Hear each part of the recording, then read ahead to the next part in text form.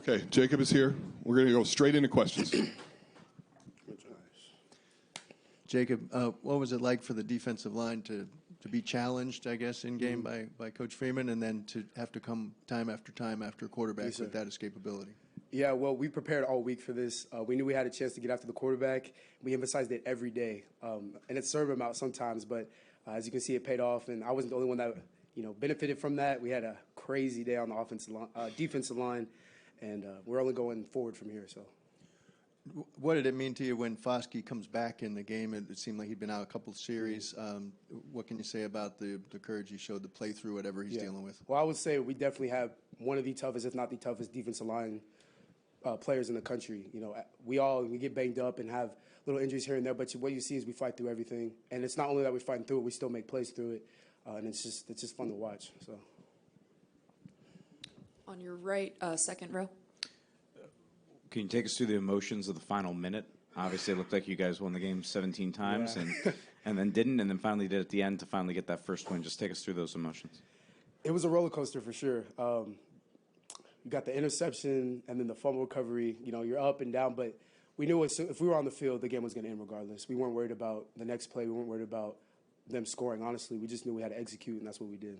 How critical was it for this defense to have a fourth quarter like this after the way the last 2 weeks went? It's everything we worked for. It was one of our keys to victory, finishing in the fourth quarter. We talk about it every week. We fell short a couple of times, but now we're on the right track, and we can still do even better. We still had some mistakes, so, yeah. Back row on your right. Jacob, what was Coach Freeman's message after the game, and how was it different win aside from the last 2 weeks? It was definitely way more electric for sure. It was fun. The locker room felt great. His message was, this is not it. This is just the start, and we're only going forward from here, but we're going to enjoy this one, see where we messed up, and just get back to work.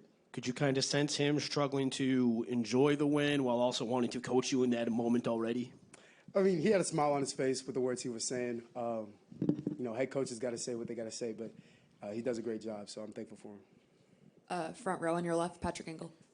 Jacob, we've seen you come off the bench or start in a pinch and come up with big games, and others too. I guess, what did it feel like, or what's the reward now where it's kind of a game where you guys as a defensive line kind of flex your guys' depth and put up the production you did? Honestly, it's the greatest feeling ever, just knowing that we probably have 11, 12 guys that can run out there and be as good or if not, better than the guy that was just in front of him. It depends who's hot that day. It's just fun to see the way we all execute no matter who's on the field. It meshes really well. One more over there on left. Kyle Kelly. Hey, Jacob. Coach Freeman mentioned a moment during this game where he was hard on you guys, and possibly throughout the week as well, but you told him that you had him. What really gave you the motivation during that moment? Could you kind of expand on that?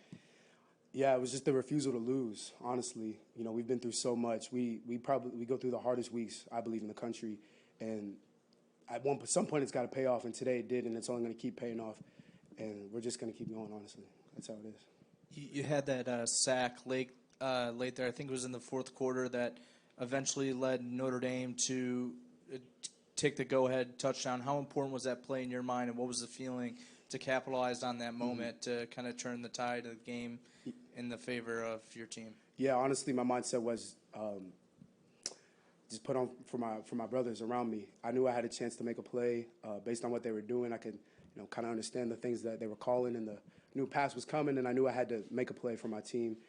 And I honestly just blanked out and did what I had to do. So. Right in front of you, to your right, Mike Bernardino. Their center, number 73, said something during the week that he was looking forward to playing here, but he didn't think 25 years from now he'd remember any of the people he played against. Did you know he said that, and what do you think he'll remember about your line? No, I honestly didn't know that. I try to stay off the Twitter and the Instagram during the week, but I think he'll remember this one, so not much has to be said for that. All right, thank you. Yeah.